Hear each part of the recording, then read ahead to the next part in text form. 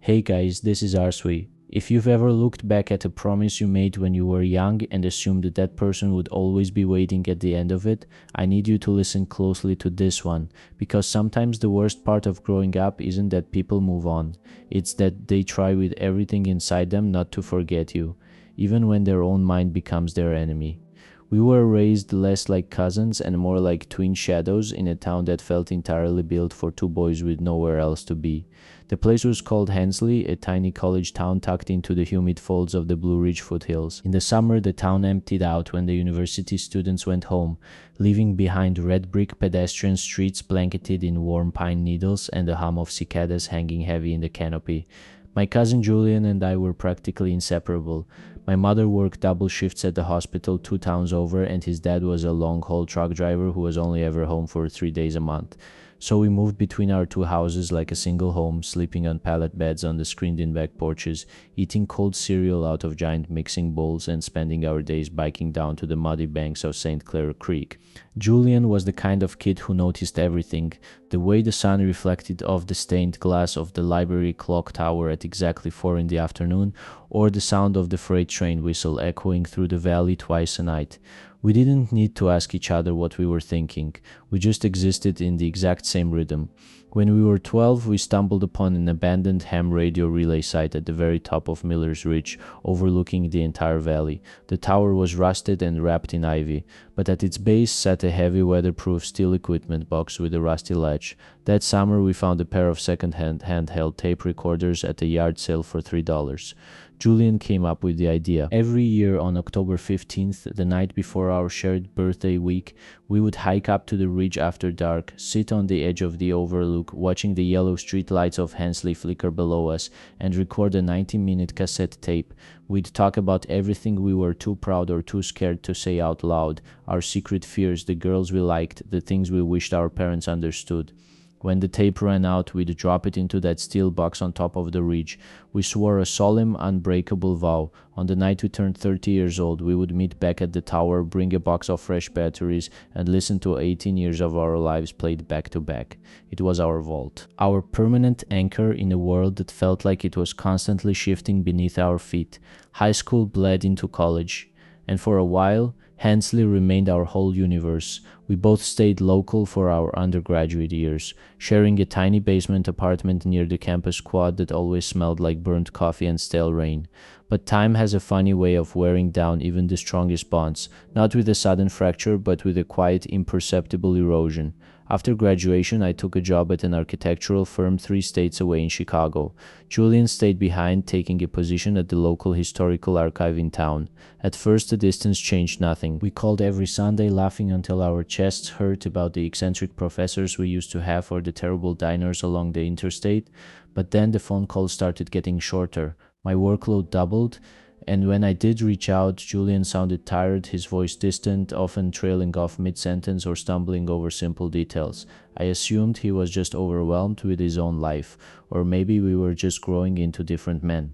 The annual October 15th tapes became brief, hurried obligations by our late 20s. We hadn't seen each other in person for almost 4 years. Communication dwindled to birthday texts and holiday cards. I told myself it was normal. I told myself we were just adults now, and that the foundation we built would always be there waiting for us when we finally had time. Then came the autumn I was turning 30. 3 days before October 15th, a sudden heavy wave of nostalgia hit me like a physical ache. I sat in my high-rise apartment in Chicago, looking out at the cold gray fog over the lake, and remembered the rusted metal box on Miller's Ridge. I remembered Julian's voice from when we were 12, making that stupid sacred promise under the autumn stars. I hadn't heard from him in 6 months. My last text asking how he was doing had gone unreturned, but I convinced myself he was just waiting for the date. He had to be. It was our 30-year pact. I packed a small bag, bought a brand new cassette player and a pack of AA batteries, and took 3 days off work to drive back to Hensley. The drive down through the mountains felt like stepping backward through time. The air in Hensley still smelled like damp oak leaves and wood smoke. But when I drove past Julian's old apartment building near the university, his name wasn't on the mailbox. I called his number, but it went straight to a disconnected line tone. A lump began to form in my throat, a cold spike of panic that I tried to push down as I headed up the winding dirt road toward Miller's Ridge.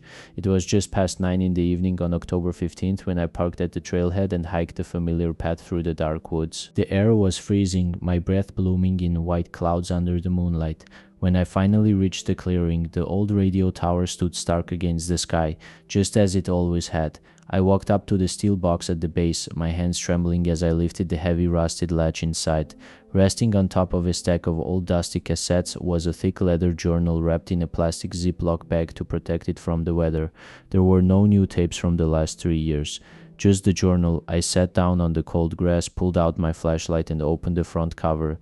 The handwriting on the first page was undeniably Julian's, but it was jagged, shaken and rushed. The entry was dated 4 years ago. He wrote that the doctors had diagnosed him with a rare aggressive form of early onset neurodegenerative amnesia. He had kept it from me because he didn't want me to watch him disappear, didn't want my life in Chicago to stop for his tragedy. But as I flipped through the pages, my heart tore completely out of my chest. Page after page was filled with desperate, heartbreaking attempts to hold on to me. He had written down every detail he could recall about our childhood, the exact color of my first bicycle, the secret path to St. Clair Creek, the jokes we told on the porch, my full name written over and over again in thick ink so he wouldn't forget how to spell it. In the margins of the later pages, the handwriting deteriorated into fragments. He has dark brown eyes, one note read, "He is your brother, do not forget his voice." The very last entry, dated 18 months ago, was just 3 words written in a faint, unsteady scrawl. I was here. I later found out that Julian had been moved into a full-time care facility 2 towns over a year prior.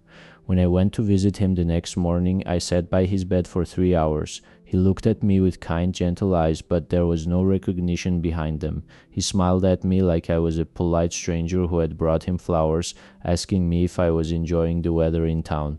I didn't break down until I walked back out to my car. Sitting there in the parking lot, holding that worn leather journal in my hands, I realized that Julian had spent his final lucid moments fighting with everything he had just to keep a piece of me alive inside his fading mind.